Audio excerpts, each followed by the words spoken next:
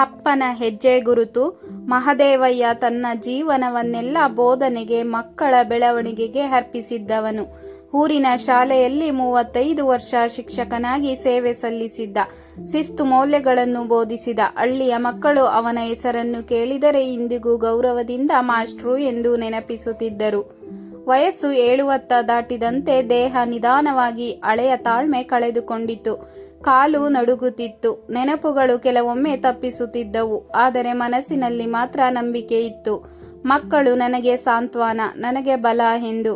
ಆದರೆ ಶಶಿಧರ್, ಅವನ ಏಕೈಕ ಮಗ, ಈಗ ನಗರದಲ್ಲಿ ದೊಡ್ಡ ಸ್ಥಾನದಲ್ಲಿದ್ದ. ಕಚೇರಿಯ ಒತ್ತಡ, ಮಕ್ಕಳ ಶಿಕ್ಷಣ, ಬ್ಯಾಂಕಿನ ಸಾಲ, ಇವುಗಳ ನಡುವೆ ಅವನಿಗೆ ಅಪ್ಪನ ಹಳೆಯತನವು ತೊಂದರೆಯಂತೆ ತೋರುತ್ತಿತ್ತು. ಅಪ್ಪನನ್ನು ಹೀಗೆ ನೋಡಿಕೊಳ್ಳೋದು ಕಷ್ಟ. ಪ್ರತಿದಿನ ಔಷಧಿ, ಗಮನ, ನಮ್ಮ ಜೀವನವೇ ತೊಂದರೆ ಆಗ್ತಾ ಇದೆ. ವೃದ್ಧಾಶ್ರಮದಲ್ಲಿ ಚೆನ್ನಾಗಿ ನೋಡಿಕೊಳ್ಳುತ್ತಾರೆ ಎಂದು ಶಶಿಧರ್ ಪತ್ನಿ ಶ್ರುತಿಗೆ ಹೇಳಿದ. ಶ್ರುತಿ ತಕ್ಷಣ ಬೆಚ್ಚಿಬಿದ್ದಳು. ಅವಳು ಮದುವೆ ಆದಾಗಿನಿಂದಲೇ ಮಹದೇವಯ್ಯನ ಮಮತೆ ಅನುಭವಿಸಿದ್ದಳು. ಅಡುಗೆಯಲ್ಲೂ ಸಹಾಯ ಮಾಡುತ್ತಿದ್ದ. ಮೊಮ್ಮಕ್ಕಳಿಗೆ ಕತೆ ಹೇಳುತ್ತಿದ್ದ. ಶ್ರುತಿಗೆ ತಂದೆಯಂತೆ ಬೆಂಬಲ ನೀಡುತ್ತಿದ್ದ. ಆದರೆ ವೃದ್ಧಾಶ್ರಮಕ್ಕೆ ಕಳಿಸೋದು ಸರಿಯಾದ್ದೇನಾ ಎಂದು ಅವಳು ನಿಧಾನವಾಗಿ ಕೇಳಿದಳು. ಶಶಿಧರ್ ಕೋಪದಿಂದ, ನಮ್ಮ ಜೀವನ ನಮ್ಮದು. ಇಷ್ಟು ಹೊತ್ತಿಗೂ ನಾವು ನೋಡಿಕೊಂಡಿದ್ದೇವೆ.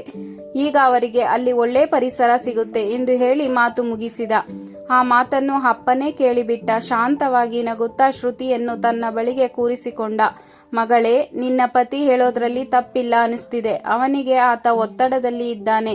ಆದರೆ ನೀನು ಒಂದನ್ನು ನೆನಪು ಮಾಡಿಕೊ, ಮನುಷ್ಯನ ಮನೆ ಅಂದರೆ ಕೇವಲ ಗೋಡೆ ಕಿಟಕಿಯಲ್ಲ, ಅದು ಮಮತೆಯ ನೆಲೆ. ನಾನು ಹೋದರೆ ನಿಮ್ಮ ಮನೆಯಲ್ಲಿ ನೆಮ್ಮದಿ ಬರೋದಿಲ್ಲ, ಬಿರುಗಾಳಿ ಮಾತ್ರ.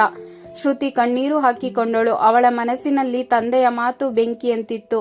ಅಂದು ರಾತ್ರಿ ಅವಳು ಪತಿಯ ಜೊತೆ ಮಾತನಾಡಿದಳು. ನಾನು ನಿನ್ನ ಜೊತೆ ಇರುವುದು ಜೀವನದವರೆಗೆ. ಆದರೆ ಒಂದು ಬೇಡಿಕೆ ಇರುತ್ತದೆ. ನನ್ನ ಮಕ್ಕಳು ನಾಳೆ ನಿನ್ನನ್ನು ವೃದ್ಧಾಶ್ರಮಕ್ಕೆ ಕಳಿಸಬಾರದು ಎಂದರೆ ನೀನು ನಿನ್ನ ತಂದೆಯನ್ನು ಗೌರವಿಸಬೇಕು. ನಾವು ತೋರಿಸುವುದೇ ಅವರ ಪಾಠ.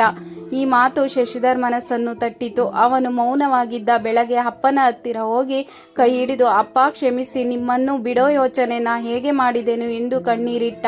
ಮಹದೇವಯ್ಯ ನಗುತ್ತಾ ಮಗನ ತಲೆ ತಟ್ಟಿದ. ಜೀವನದಲ್ಲಿ ಮಗನೇ, ಗೌರವ ಕಳೆದುಕೊಂಡರೆ ಸಂಪತ್ತೇನು ಪ್ರಯೋಜನ? ಮಮತೆಯೇ ಮನುಷ್ಯನ ನಿಜವಾದ ಧನ. ಆ ದಿನದಿಂದ ಆ ಮನೆಯಲ್ಲಿ ಮತ್ತೊಮ್ಮೆ ಯಾರೂ ವೃದ್ಧಾಶ್ರಮ ಎಂಬ ಪದ ಉಚ್ಚರಿಸಲಿಲ್ಲ. ಮಹದೇವಯ್ಯ ಮೊಮ್ಮಕ್ಕಳಿಗೆ ಪಾಠ ಹೇಳುತ್ತಾ ತನ್ನ ಹೆಜ್ಜೆ ಗುರುತುಗಳನ್ನು ಮನಸ್ಸಿನಲ್ಲಿ ಬಿತ್ತುತ್ತಾ ಬದುಕುತ್ತಿದ್ದ. ಮಕ್ಕಳಿಗೆ, ಸೊಸೆಗೆ, ಮಗನಿಗೆ ಅವನ ಜೀವನವೇ ಬೃಹತ್ ಪಾಠವಾಗಿ ಬಿಟ್ಟಿತು. ಎಲ್ಲರಿಗೂ ಧನ್ಯವಾದಗಳು.